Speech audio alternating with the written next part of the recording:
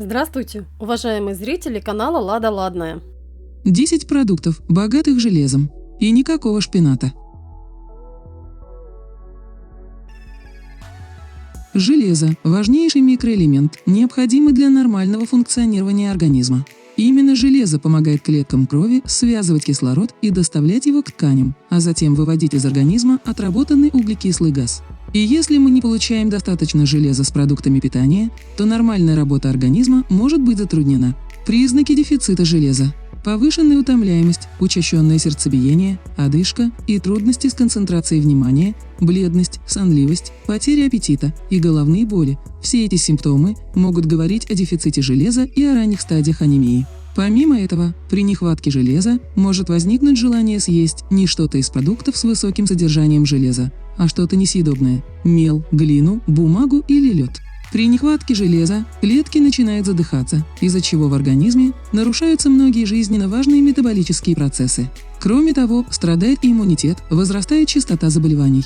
В числе других внешних признаков – заеды, язвочки в уголках рта, сухая кожа, ломкие слоящиеся ногти, тусклые волосы и их выпадение. Идеально, если, испытывая описанные симптомы, вы обратитесь к врачу и сделаете анализ крови. Только на основании его результатов можно делать выводы о недостатке или избытке железа в организме. Как восполнить нехватку железа? Наш организм не способен самостоятельно вырабатывать железо. Он получает железо исключительно из еды. Поэтому важно, чтобы наше питание было разнообразным и включало в себя продукты, содержащие железо в большом количестве. Суточная норма потребления железа. Ежедневно взрослый мужчина должен получать не менее 8 мг железа. Женщинам из-за кровопотери в период менструации требуется существенно больше железа – 18 мг ежедневно. Беременным женщинам ежедневно требуется 27 мг железа. В каких продуктах больше всего железа? Итак, что стоит включить в рацион, чтобы максимально повысить уровень железа естественным путем? 1. Субпродукты. Печень, почки, мозг, сердце, желудки и другие субпродукты животных и птиц содержат самое большое количество железа. Поклонников у субпродуктов столько же, сколько и ненавистников. Ну, например, чтобы получить всю дневную норму железа, нужно съесть 300 грамм говяжьей печени. К тому же субпродукты – хороший источник белка, меди, селена и холина, который важен для нашей печени. Это отличный аргумент в пользу того, чтобы подобрать для себя рецепты из субпродуктов, которые вам понравятся. 2. Говядина. Несмотря на то, что у красного мяса репутация не слишком здорового продукта, в первую очередь из-за холестерина, полностью отказываться от него не стоит. В красном мясе содержится не только достаточно много железа – 3 мг на 100 граммов, но и цинк и витамин В12, а также селен. Врачи говорят, что оптимально употреблять в пищу красное мясо раз в неделю. 3. Куриные бедрышки. Красное мясо птицы также входит в список продуктов, в которых много железа. И хотя там его почти вдвое меньше, чем в говядине – 1,3 мг на 100 грамм, это именно тот тип железа, который особенно легко усваивается организмом. Поэтому было бы отлично периодически заменять куриную грудку на бедрышки. 4. Курага. Железо содержится не только в продуктах животного происхождения. Например, в кураге железа предостаточно. 100 граммов сухофруктов содержат 2 мг железа. Кроме того, в кураге много витамина С, который помогает лучше усваивать железо, и антиоксидантов, замедляющих процессы старения. Но не забывайте, что помимо полезных веществ в кураге содержится много сахара. 5. Бобовые. К слову о растительных продуктах. Вегетарианцам особенно важно следить за содержанием железа в рационе и компенсировать его недостаток. И бобовые – один из лучших растительных источников пищи, богатых железом. Нут, горох, чечевица, фасоль, соя. Выбирайте бобы по своему вкусу. Порция вареной чечевицы содержит 6,6 мг железа. Это 37% суточной нормы. А полстакана вареной фасоли хватит, чтобы восполнить 10% дневной потребности в микроэлементе. К тому же бобовые, за счет высокого содержания белка, надолго дают ощущение сытости и позволяют снизить потребление калорий, а высокое содержание клетчатки способствует правильному пищеварению.